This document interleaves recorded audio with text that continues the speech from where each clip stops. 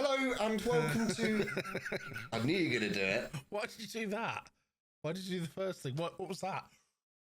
Welcome to Under the Visor. What's that? You rev it up. Right. Because I went to do it and I looked down and you're going... So I was like, I'm going to call him out on this one. Right, okay. I'm ready. Go. Hello and welcome to Under the Why are you Visor. looking up there? Why are you looking up there? That's where my camera is. But have you got two cameras? No. Were you looking above it? You're looking like that.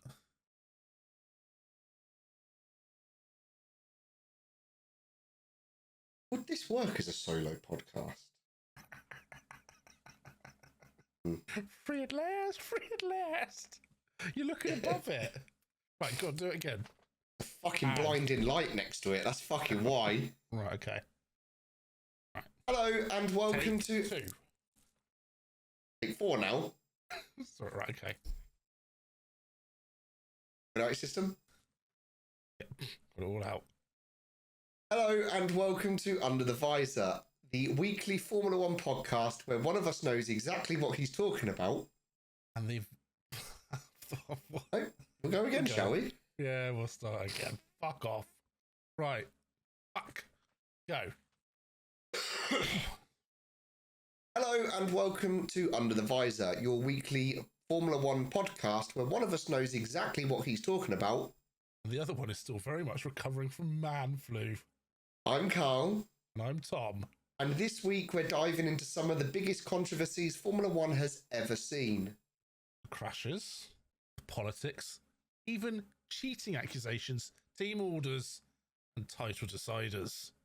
And probably some moments that still make fans very angry today. Some people are still arguing about it online, believe it or not. No. So let's quickly address the elephant in the room. Apologies about missing last week's. Well, you need to put yourself down, honestly. Fine, because... let's talk about the hippo in the room. Right, I'm trying to lose weight, if you're honest, but carry on. Yeah, going well.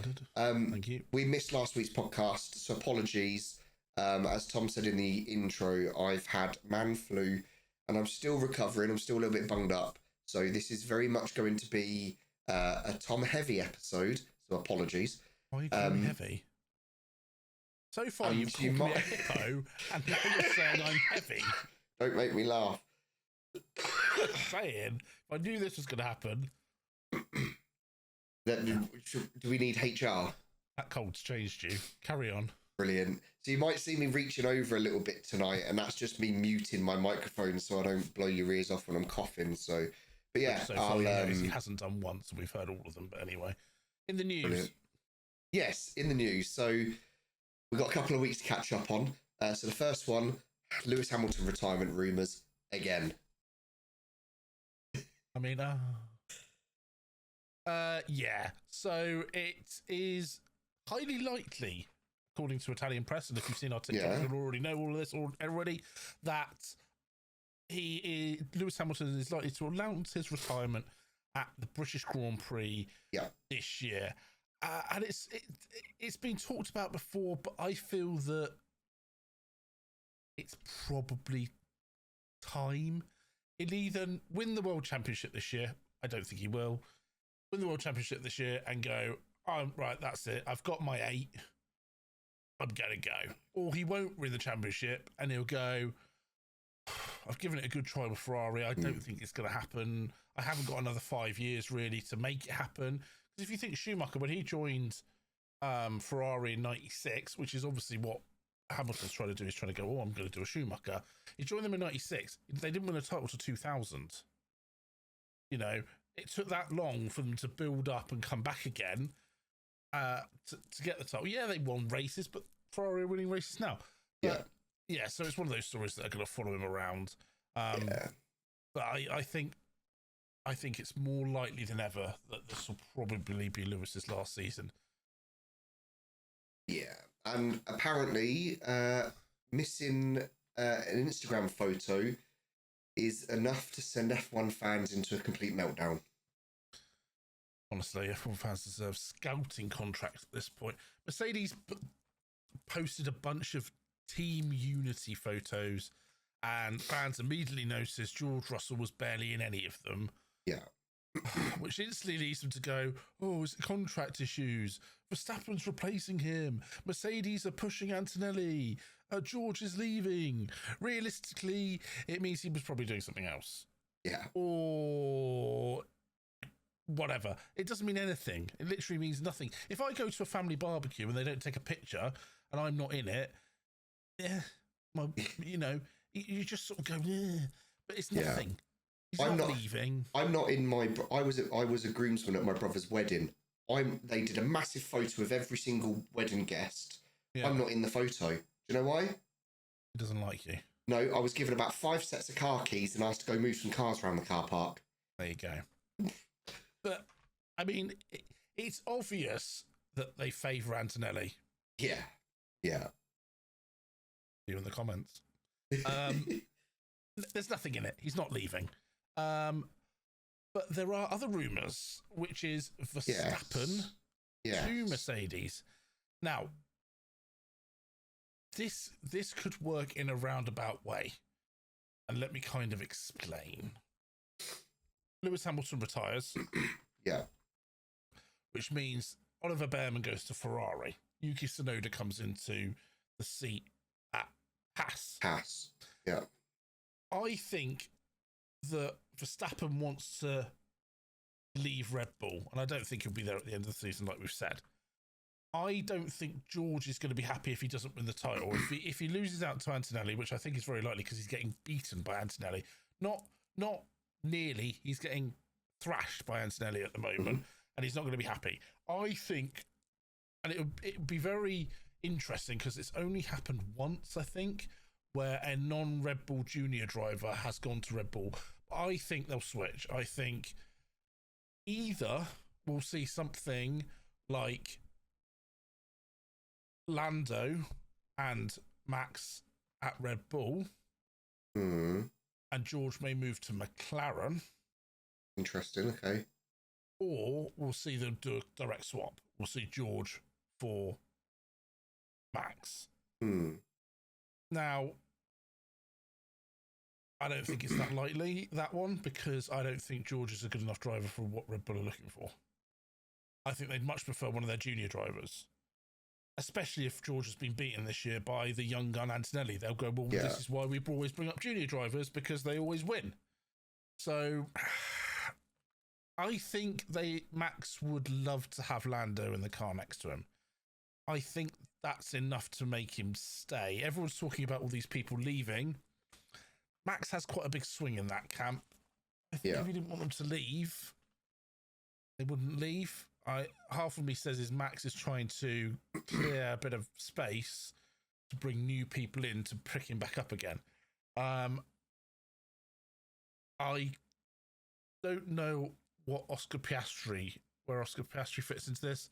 I think he may also be coming to the end of his Formula One career. I don't know if he's done well enough. So, but we'll see. There's a lot of rumours circulating around. Silly season is going to be soon upon us as well. Yeah. Talking about unhappy drivers, not many of them are loving the future of F1 at the minute, are they? No. It's become a bit of a blah, blah, blah talking point. Yeah. But did you see the 24 hours? Did you see Verstappen driving the pants off, shall we say, this Mercedes? And broke the drive shaft. Because he's driving it like he stole it. Now, in endurance racing, you've got to be very smooth. You avoid the curbs. You avoid the grass. Didn't do any of that. He charging. But anyway, so it's the regulations. That was sort of a sideline to say that people aren't happy about the regulations, but what they should be happy about is the possibility of the V8s returning full petrol or a bit of electric, maybe like a fan heater or a radio or something in the car. But no, they're not happy about it, but they will always moan if they're not winning. So they're saying they're spending too much time lifting off, saving battery, harvesting energy. There's not enough time actual racing. Well, last year they were all lifting off because they didn't put enough fuel in the car. What's the difference? Yeah. Lift and coast, Lyco. Okay. Yeah. They're probably at 50% is maybe a bit strong, but they're always lifted off because the teams don't put enough fuel in because it saves a bit of weight. So when they want to go fast, they can. They're comparing it to Formula E. It's not Formula E. Formula E is actually shit. It is not Formula E. First of all, apart from Lance Stroll, they're not all bandits. Formula E is chuck a load of people who've got some money behind them into a car that doesn't make any noise and send them around a track that nobody's ever heard of, or send them around the docks of London and hope they don't fall in the Thames. You know, it's just nonsense racing. It's not. As proven, and this is where Kyle will disagree with me, you've got YouTubers just, I've got fucking shitloads of money. What should we do? Fucking buy a Formula E car. Is that easy to do? Yeah. Really easy to do. Do you want one? Yeah. Give us a £5. There's your Formula E car. I think it's probably a bit more than a £5. Yeah, but it just shows that if someone went up to Formula One and said, I want to drive a Formula One car, fuck off. Fuck off. No. But in Formula E, just turn up. You could be KSI or BBI or WNI, and there's your Formula E car. I know they didn't race in the actual Formula E Championship and it was a fun day and blah, blah, blah, blah, blah. But even so, it wouldn't happen in Formula One. There was nothing like that. But that moves us swiftly on, and I'm going to let you explain it.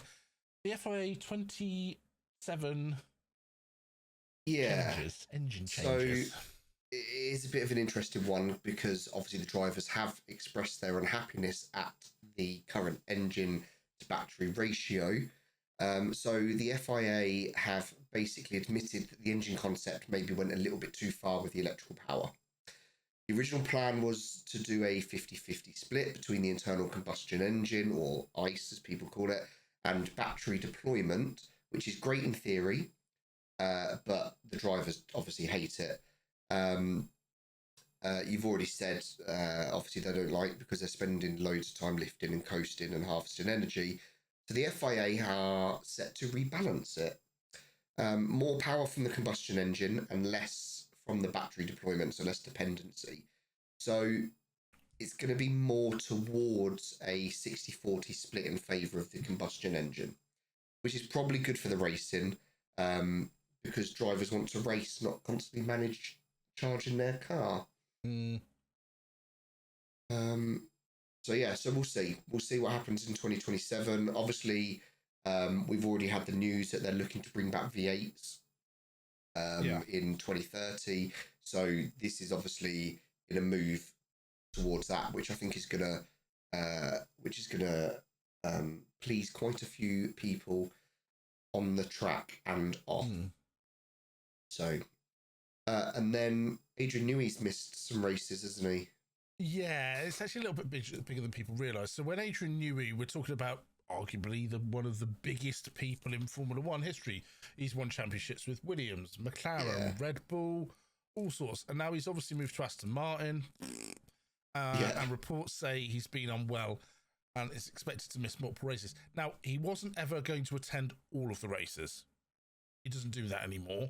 But the ones he was expecting to attend, he's now missed. And it's difficult when Aston Martin are trying to build for the future. So we wish him all the best anyway from us. We do believe he's on the mend. He's at home. And yeah, hopefully he's coming up. A little funny one for you, Carl. Yeah, go on. Netflix are airing the Canadian Grand Prix. They are. But only in America. Yes. They already obviously have a massive involvement with their F1 Drive to Survive series. Yes. Yeah. So they know that there is an audience there for it. And they've partnered with Apple. And part of the crossover is that Apple gets rights to air Drive to Survive, and Apple, being the company that has the broadcast rights in America for the F1, are allowing Netflix to air the Canadian Grand Prix all weekend. So not just the main race, the whole weekend. So if it performs well, don't be surprised if this expands. Because we're in the UK, which means we have one option. Yes, Sky Sports. Sky Sports. Whereas if you're in America, you have Apple, now Netflix as well, Yeah. and you also can watch F1 TV Yeah. if you want to. So really, this country is gatekept by what a lot of people will arguably say is one of the poorer commentary teams. Now, I disagree. I like Crofty. I wish Martin Brundle would turn up to more races. But I think they're a very good commentary team. I think there's too much chopping and changing. I think you need two people who are just there the whole season and not chop and change, and you get used to them. But we need to be able to get Apple TV, because there's so much in Apple TV. You get the track maps, you get all the onboards. You do get that with Sky, but you've got to look around and all of this go on your iPad and everything like that. So hopefully soon we'll be able to have that. Yeah. So it is obviously, as we've said, it's only in the USA you can watch it on Netflix, not in the UK. So unfortunately for us. And last up, feels like every single week there's a new story about Alpine at the minute. Yeah, because Alpine generally feel like one of the most confused teams in Formula One right now. Yeah, so there's quite a bit of news with them. I'll fly through it. I'll keep you up to speed. First of all, the official news. They've appointed a new deputy technical director. Part of yet another restructure behind the scenes. It's Jason Somerville. He was previously at Alpine when they were under the Renault umbrella in 2010, 2011. And he's previously worked at Williams in 99 and Toyota in 2003. Worked in the aerodynamics. Carry on talking. We'll just carry on. Okay. He worked in the aerodynamics department back in 2010 and 11. So on paper, sounds really good. But it does highlight how often Alpine seem to be changing leadership, direction, and structure currently. Carry on. Just getting ready. Right, okay, I've just clocked it. There never really feels like there's much stability at Alpine. And then on top of that, there's now rumours that their main sponsor, BWT, who is a water company, could eventually leave as title sponsor. So that would get rid of the pink livery. And who, Tom, could be the successor that could potentially replace them? Could be, that one's definitely Gucky. Gucky. I'll tell you what, and this is the thing, right? Yeah. This hat I waited years to buy. I won't lie, it cost me a few £100, right? Yeah. Imagine if Gucci do take over as their thing, because I sent you a thing. Oh, well, I'm not sure if I want to pay £80 for a McLaren jacket or £700 for a Gucci Alpine jacket. Yeah. I mean, it's crazy, right? It is absolutely bizarre. But Hugo Boss do it. And there's a few others that have done it in the past, and they do reduce their prices right down. Yeah. So Hugo Boss obviously I believe they make racing balls. Right.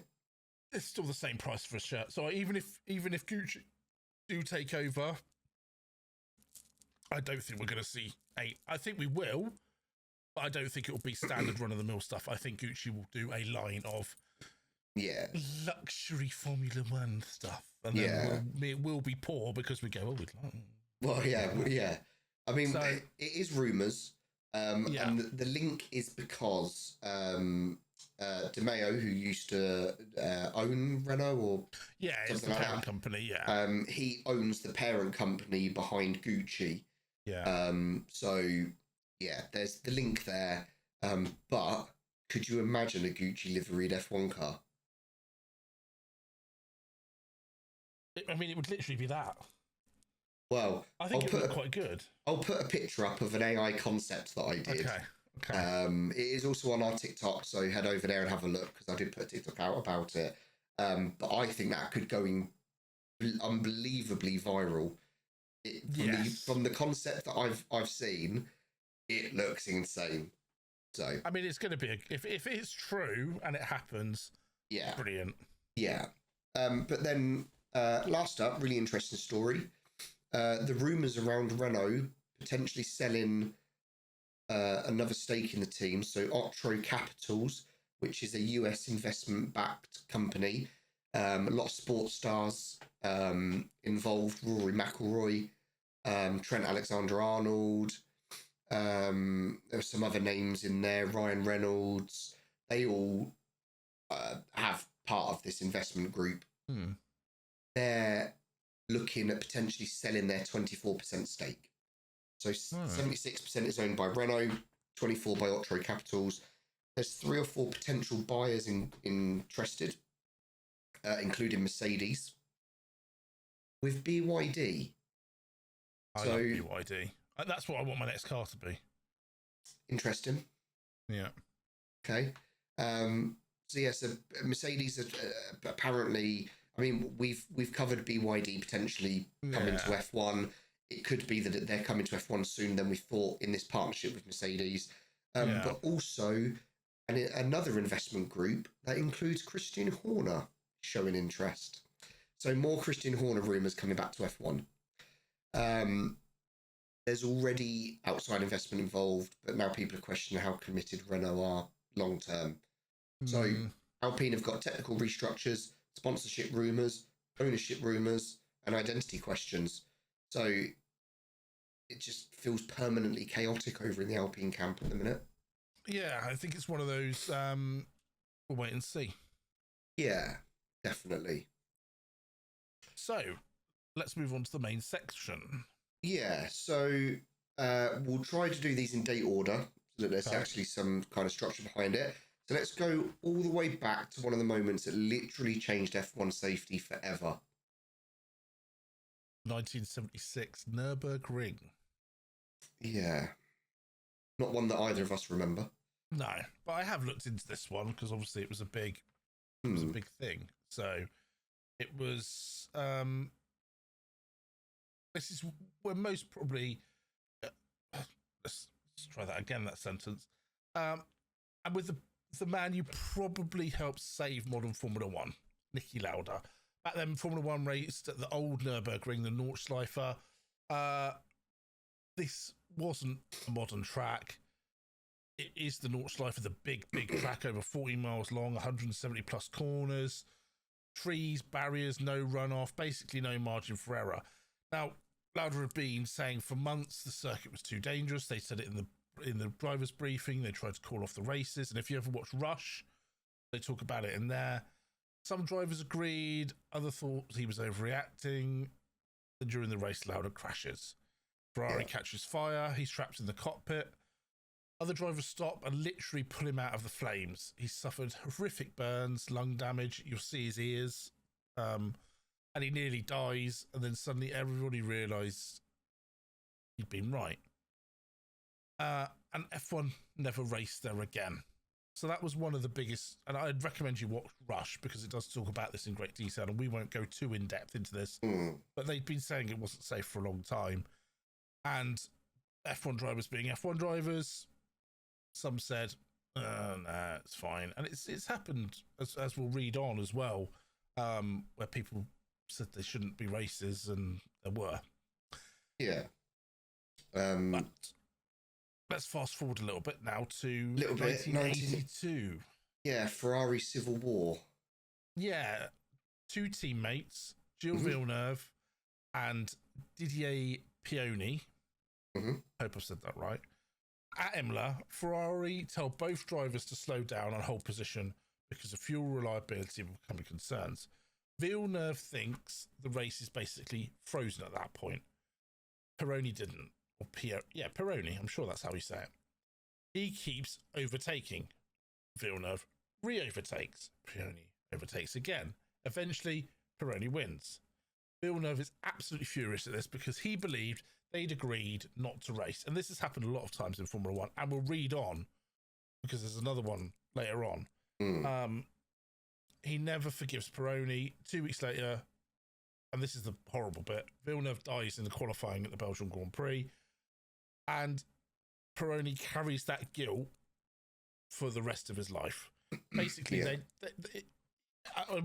I've said it when I was racing. You do things to teammates that you're not necessarily proud of, but you're racing at the moment, and normally you have a chance to cool down. this was probably the next race because it was 2 weeks later. You have a chance to cool down. Maybe you have a few. You don't talk to each other at the next race. You know, you keep it up a bit for the press and stuff like that. They never had that chance to reconcile. And I imagine Pironi thinks he should never have done it. He would have known the race was frozen. He still went and did it. Yeah. But talking of battles, yeah, 1989, probably the rivalry that every F1 fan's heard about. Prost and Senna. Yeah. Both in McLaren, both fighting for the title.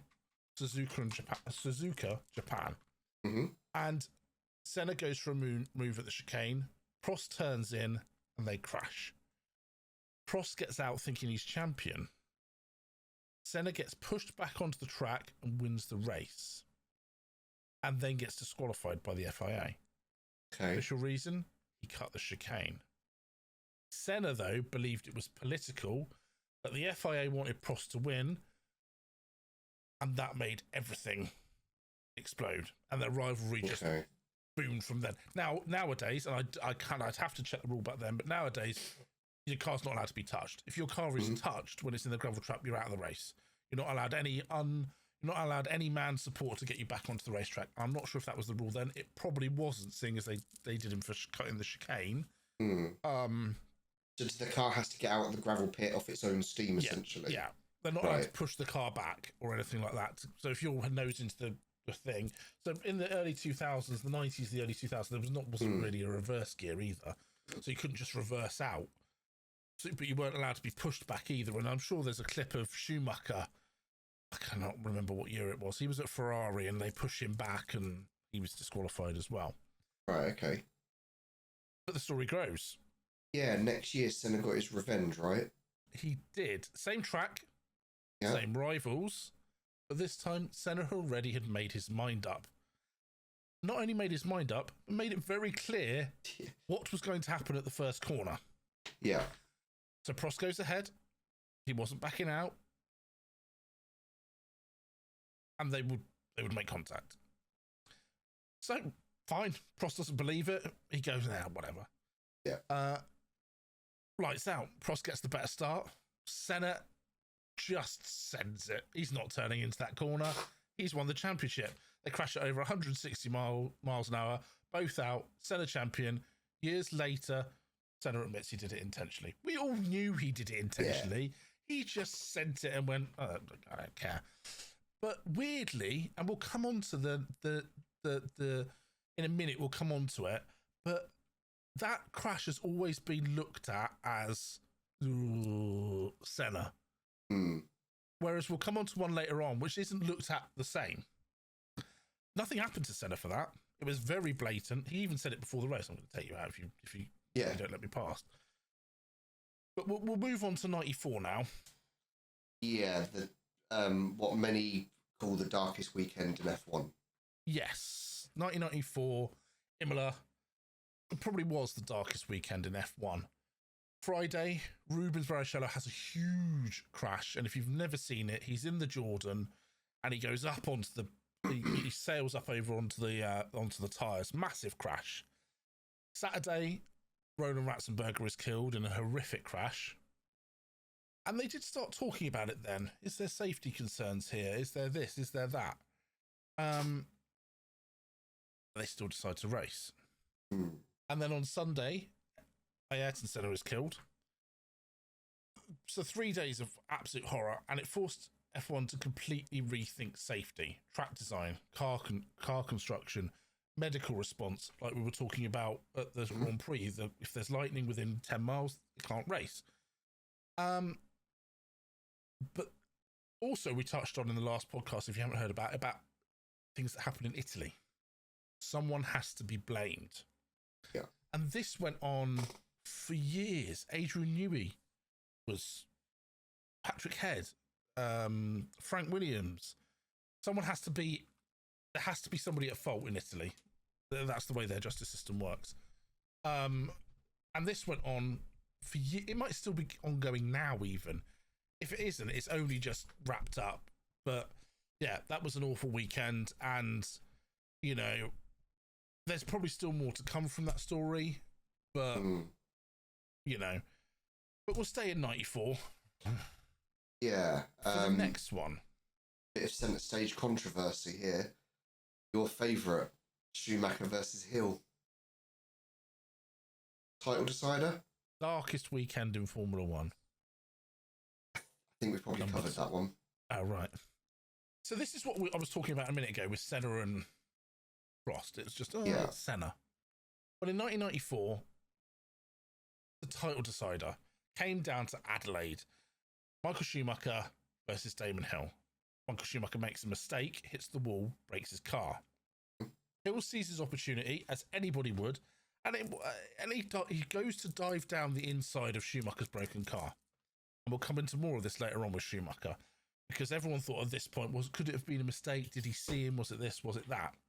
Schumacher turns in. They crash. Schumacher nearly turns over. Damon Hill carries on a little way, pulls into the pits, and I remember it as clear as day. You could see it on the camera that his wishbone was slightly bent.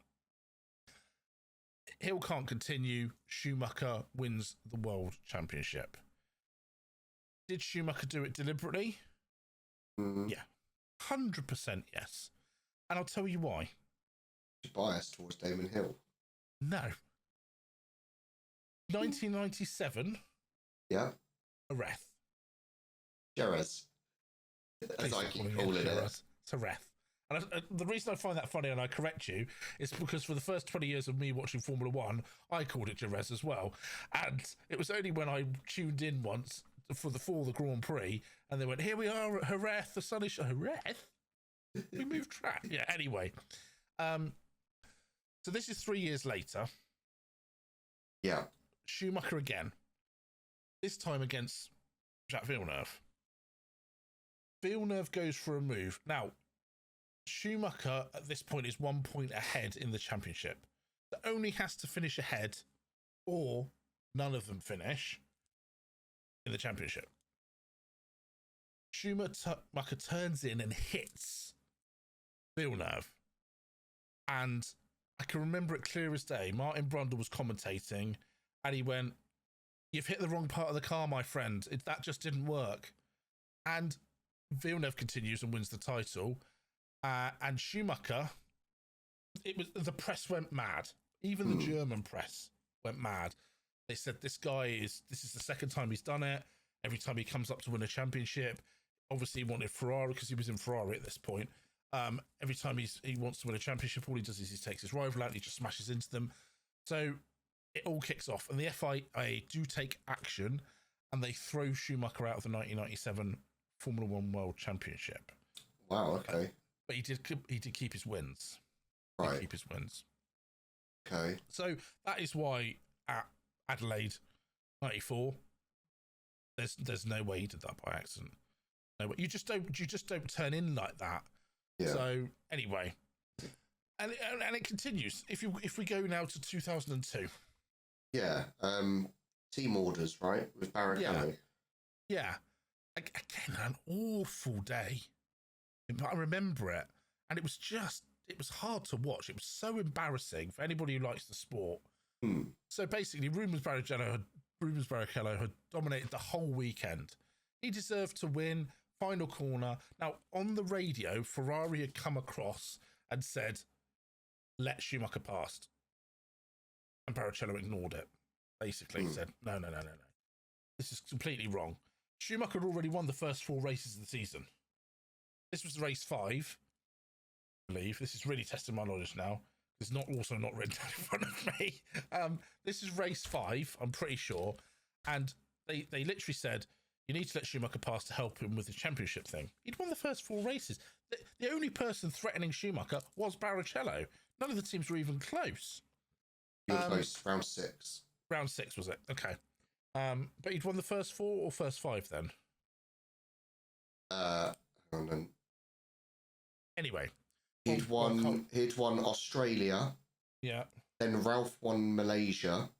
Right. And then he won Brazil, San Marino, Spain. So he'd won 4 of the first 5. He'd won 4 races. So yeah. Okay, fine. Now it's come out since that Barrichello was told that if he didn't let Schumacher past, he wouldn't have a seat for the rest of the season. Right. So they come up to the end, they come up to the finishing line. You can see they come around the final corner, and Barrichello just backs off, and just lets Schumacher cross the line ahead.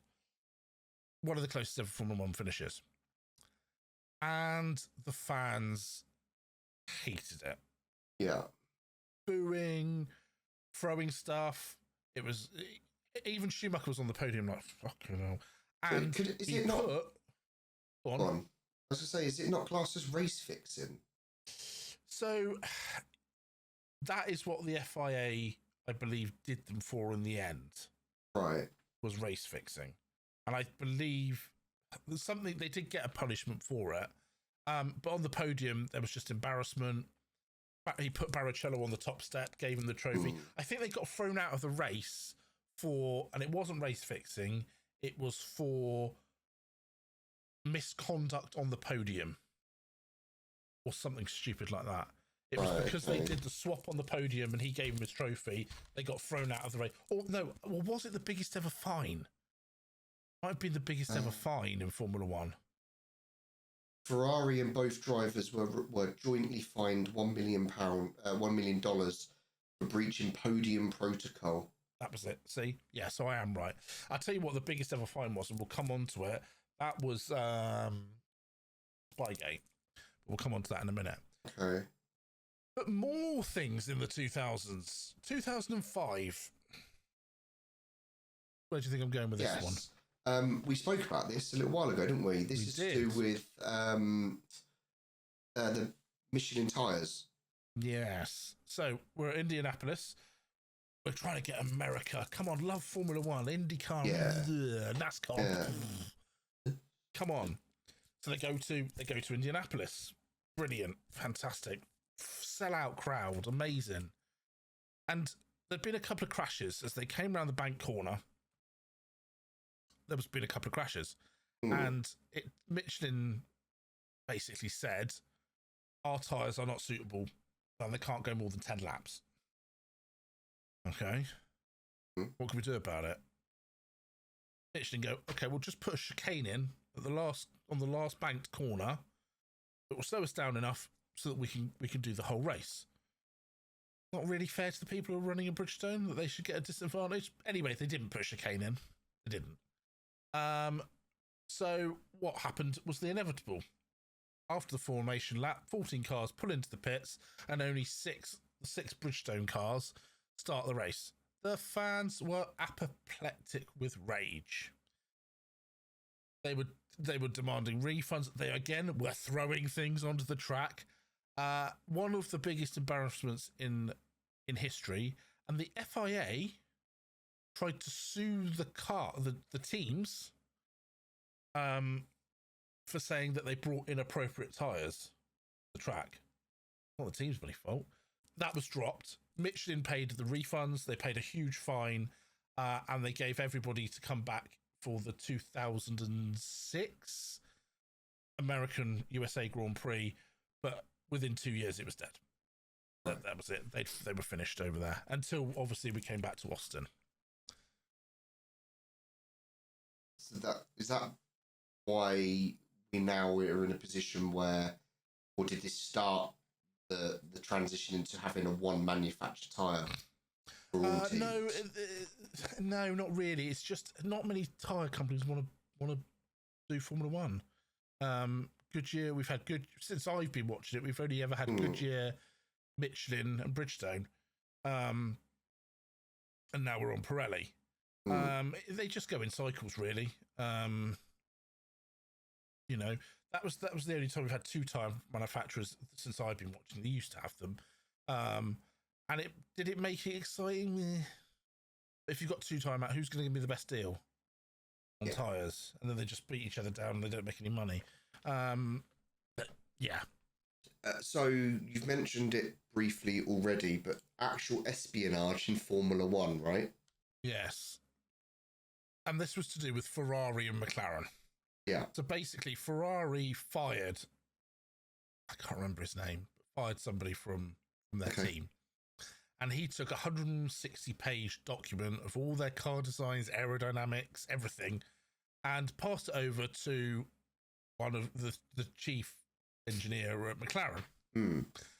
And the FIA investigated it and found nothing wrong. McLaren said nothing, they hadn't used anything. Blah, blah, blah, blah, blah. And then something happened and they investigated it again. They found out that they had done maybe something, and then Ferrari got something that got involved and raided the home of this engineer that they'd fired. Found all the documents, blah blah blah blah blah, and McLaren were eventually found guilty and hit with this is the biggest fine ever, £100 million.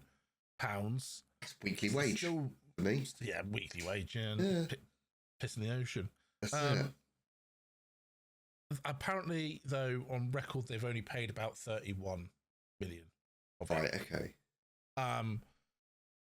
Because, well, it was just the biggest scandal in Formula One. That's got to be up there with like record breaking across the entire sport. Yeah, it was massive, but not as. I mean, that was just a little bit of higgledy-piggledy compared to the next one, right? Which is 2008. Oh, Crashgate. Yeah. And this is crazy. This is where we go into Flavio Briatore. Yeah. And this was at Singapore, the first ever night race. Nelson Piquet Jr. trying to emulate his father, Nelson Piquet. Yeah. And crashes his car. There's just been a safety. Alonso had just been in the pits. Nelson crashed his car into the wall. Alonso goes on to win the race because it was really good timing. So everyone thought. And then Renault sack Nelson Piquet Jr. Okay. And he goes, I'm not having this. I did that on purpose. I was told to by Flavio Briatore to crash the car to let Alonso win. Okay. I go, what? Yeah, that's what I did. And they look through all the technical data and they go, yeah, right, he did do it on purpose. And Flavio Briatore, the drivers, and I can't remember what his name was, Pat Simmons.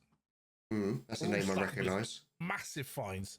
And Pat Simmons is banned from the sport for 5 years, I think. And Flavio Briatore is banned from Formula One indefinitely. And you might be going, but hang on, he's running the exactly, he's running the team now. The ban was lifted in 2012. Right, okay. Yes. So that's why he's back in Formula One. And it was massive.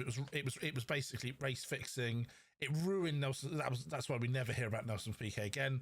It ruined his career. No, I mean, if you are going to fix a race, at least trust your driver not to, as soon as you sack him, to hold you over a barrel. So yeah, it was crazy. Like, I mean, Alonso should be ashamed of himself as well because he knew what was going on.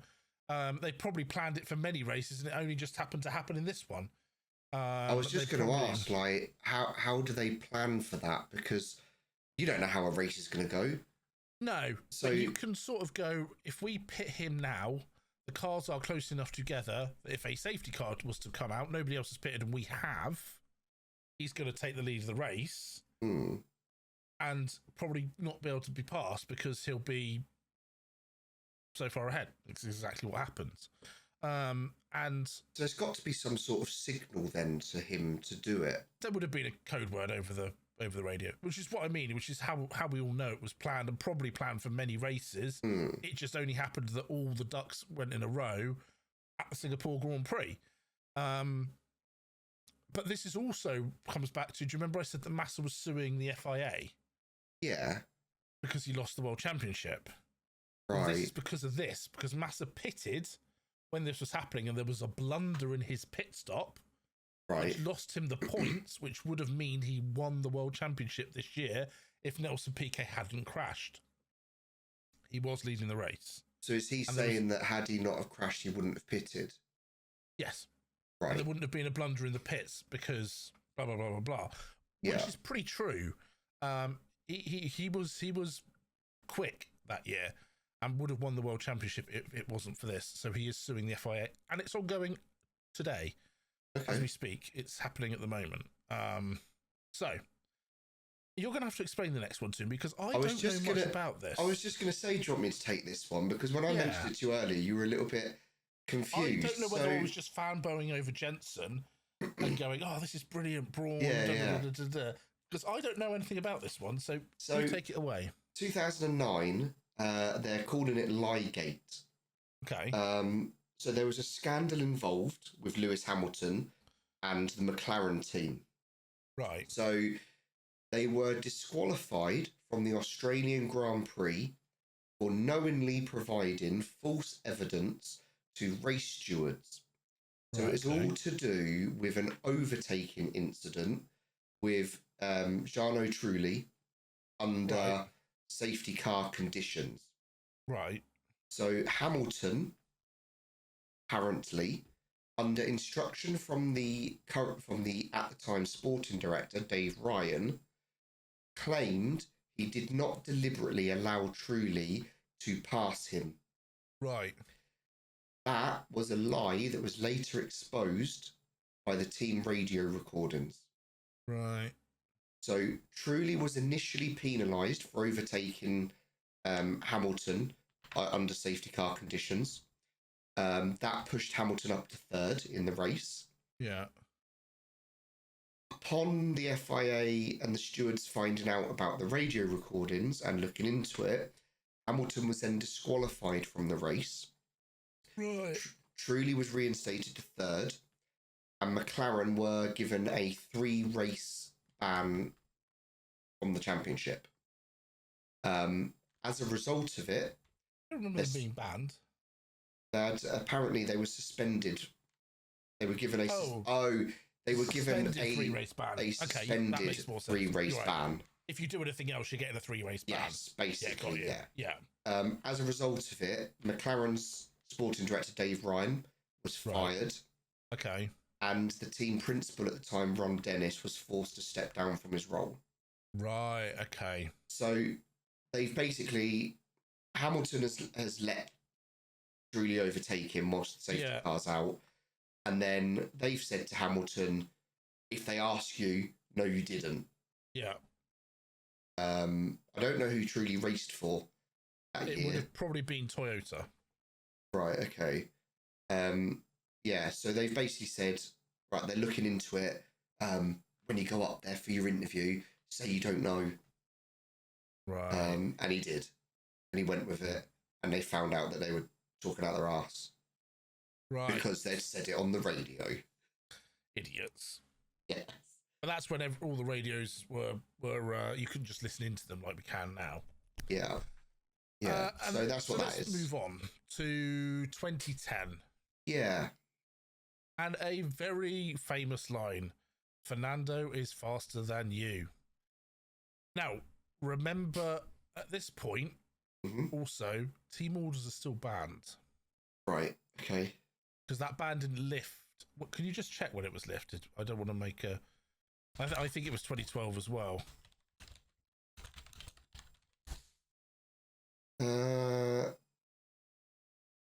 No, they officially lifted the F1 team orders ban on December 10th, 2010, following a controversial incident at the German Grand Prix earlier that year.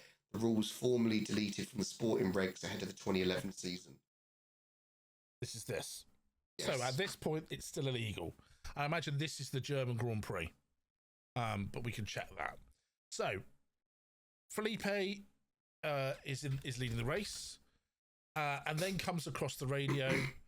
Fernando is German. Faster than you. Yes. So this is the controversial thing. Translation, get out of the way. Yeah. Massa lets Alonso through. Fans just hated it because it was so obvious. And I remember it was really obvious. They literally went, Fernando is faster than you. Yeah, I've seen the clip of it. And he wasn't. They just wanted to let Fernando by. Yeah.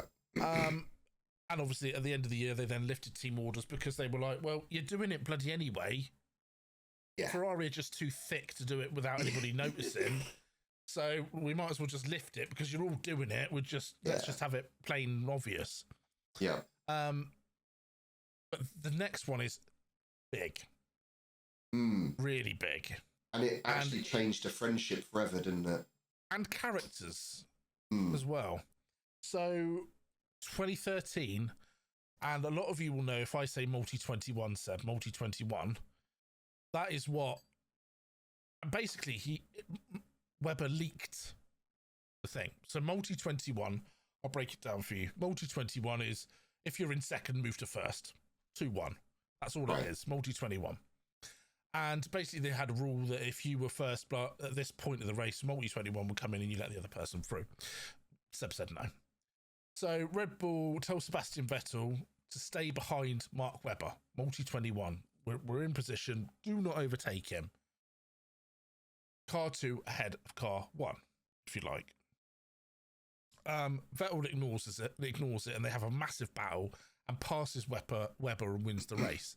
Webber is absolutely furious, and if you go on YouTube, you can see the cool down room where you just see Webber going multi-21, Seb, multi-21. The relationship never recovered, and also it didn't look good on Vettel because it was quite obvious that, again, the car in front wasn't fighting and wasn't, thought everything was at status quo as we thought earlier on. But talking about was the one coughing. Yeah, because I haven't shut up for an hour. Civil Wars, 2014 to 2016. Yeah, the Mercedes modern rivalry. We covered it slightly in our 2016 race recap episode. Yeah. But it's Hamilton versus Rosberg. Yeah, one of the greatest battles ever. Yeah, and probably the biggest, greatest F1 friendship ever. Yeah, they were friends, big friends, and Hamilton doesn't have many friends. No, they've teammates, friends since karting. But by 2016, they basically hated each other. Yeah. They had a collision in Spa, collision in Austria. There was some race politics in Monaco. There was just constant tension. And then eventually Rosberg wins the title, and then, as we know, 5 days later, retired. Yeah, I've had enough, basically. I'm not going to do this. I've got a family now and everything like that, and it goes away. But if you want to look more into that rivalry, it was, and how it built up, it's just go on to the YouTube, because we could do a whole episode just on that. It was a crazy rivalry. There were tactics and mind games, this, that, and the other.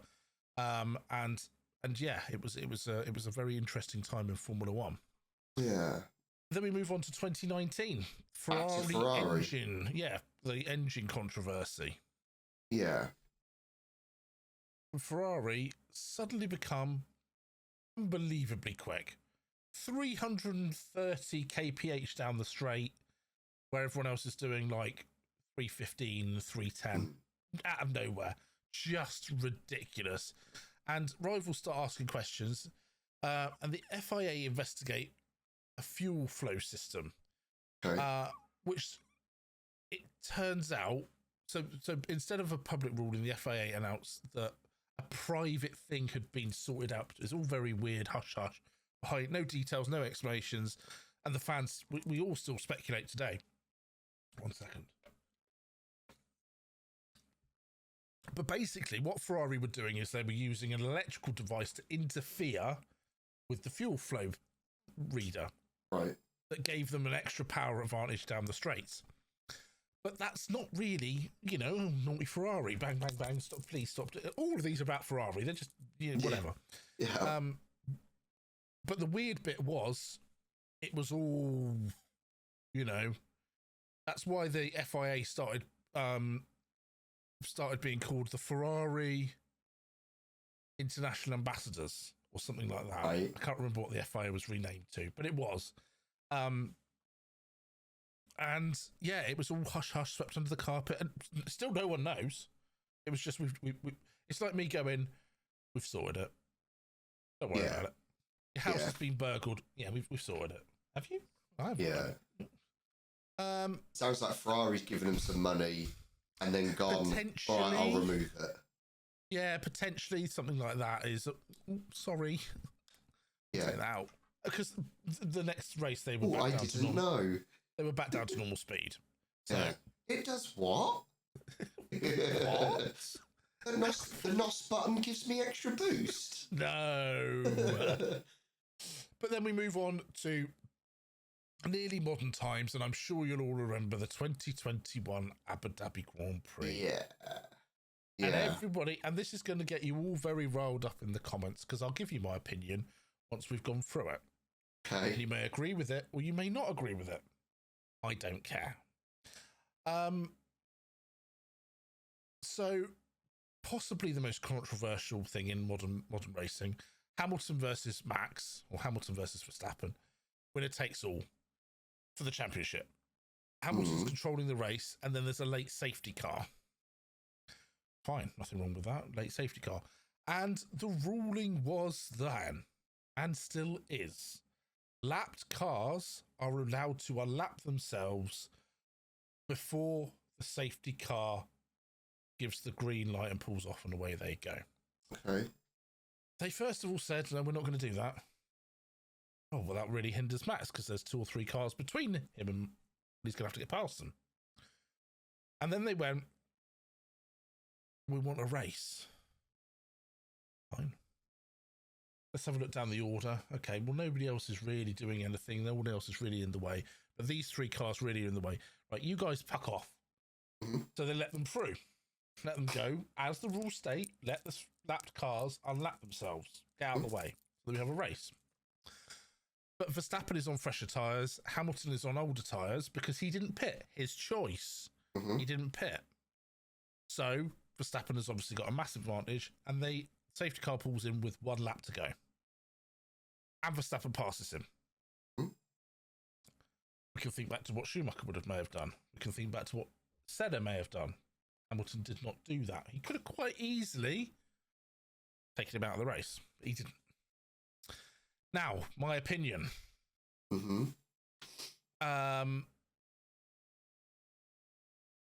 believe it was correct. I believe that, and all you Hamilton fans are all going to be going, what are you talking? You're British. You hate the monarchy. You hate British sport. You hate Hamilton. I don't hate any of them. I just think it was the right thing to do. I think they should be allowed to race. Hamilton had the chance to pit if he wanted to. He decided not to. That's on him. Max took the gamble and pitted and won the race. And the rules stated, yes, they didn't let all the lapped cars through, but who gives a shit down in the, in 17th? I don't think many of them were actually in the way. They did look at it. So if you go and check what cars were in the way, it was these 3 cars. They let them go as the rules state. Because if they hadn't let them go, they would have gone completely against the rules. And then I think Max would have had an argument to say that was really unfair. So are they saying that if they'd have let all of the cars unlap themselves, it would have taken the safety car to the end of the race, and it would have stayed as Hamilton? Well, they kept having an R-ing, yes. But none of the other cars were in the way of any battles. So, fine. But then you wouldn't all be moaning about that because Hamilton would have won the championship. However unfair it would have been on Max, and they would have actually broken a rule because the rule stated that lap cars should unlap themselves, which is what they tried to do first of all. They tried to say, no, we're not going to let these cars lap, and they obviously then realised that actually we're breaking our own rules here and we can't do that. So that's why I think it was completely fair. Everyone had the opportunity. But they'll still be arguing about it in 20 years anyway. And then in 22 years, they realise I'm right. So, then in 2022, we had the budget cap controversy. Red Bull were found to have done something. Do you want to explain this one? Yeah, okay. So basically, Red Bull were found to have breached the new budget cap. Not by much, but enough to be over. Some teams said that it was a huge competitive advantage. Others said that the punishment that they received was fair. They basically exceeded the $145 million limit by 2.2 million. Yeah. So they received a $7 million fine. Yeah. And a 10% reduction in aerodynamic testing time for the next 12 months. Yeah. But the reason that it made it controversial is because it happened during Verstappen's title era. So I think that's the main reason why it was such a big thing. Yeah. And then sticking with Red Bull, and to finish our controversies, you'll be pleased to hear, we're on the last one. Christian Horner's investigation. Do you want me to wrap it up? Yeah, you can talk about him. I don't want to talk about him. Fine. Won't go too much into speculations on what happened, but essentially there were leaked messages of Christian Horner messaging female members of staff. If I'm correct. Yeah. Massive media chaos, questions about the leadership over at the team, and for weeks and weeks and weeks, it just overshadowed the actual racing. And we should say that he was found innocent of all of anything. He was found innocent, yes. So yeah, that's that. But he got fired. That is, he anyway. is no longer there. Yeah. So to wrap up. Yes. What would you say is the biggest controversy then in Formula One history? It's got to be the biggest one. Is for me is probably Crashgate. Most emotive, probably Damon Hill and Schumacher. Most political, Spygate, I'd say. Yeah. And everyone's contentious about the 2021 Abu Dhabi Grand Prix. Yeah. That's what I would put them in order. Yeah. Okay. Well, let us know in the comments what you think the biggest controversy in F1 is, and if we've missed any, let us know about it. And if you've enjoyed this episode, please subscribe, follow Carl home, and we'll speak to you. Follow me home. We'll speak to you. We do have a race coming up. We have the Canadian Grand Prix. Yes, Canada. So, at last, another race. I mean, can you believe it's May and we've only had, 4 Grand Prix? I know. Crazy. I know. But yeah, so we'll have the Canadian Grand Prix, which is also a sprint weekend. So yeah, like I say, like, follow, share, comment, and we'll see you in the next episode of Under the Visor. Bye-bye. See ya.